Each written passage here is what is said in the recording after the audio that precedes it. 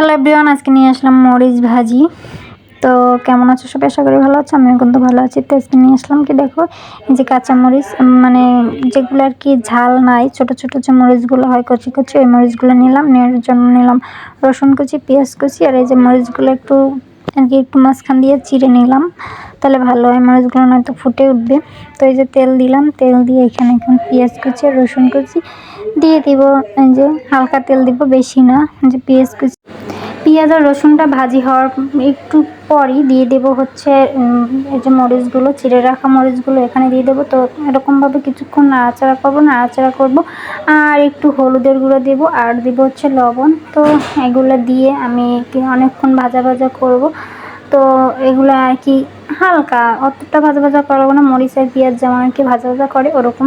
তো ভাজি ভাজি করলেই হয়ে যাবে মরিচ ভর্তা বা মরিচ ভাজি। তো তোমাদের যদি ভিডিওটি ভালো লাগে তাহলে একটা লাইক কমেন্ট শেয়ার করো, আর যদি ভালো না লাগে তাহলে ইগনোর করে চলে যাও, কোনো সমস্যা নেই। আর তোমরা যদি এরকম খেতে চাও তো বাসায় এরকম বানিয়ে নিও। তো টাটা, বাই বাই, দেখা হবে পরবর্তী ভিডিওতে। ততক্ষণ ভালো থেকো, সুস্থ থেকো।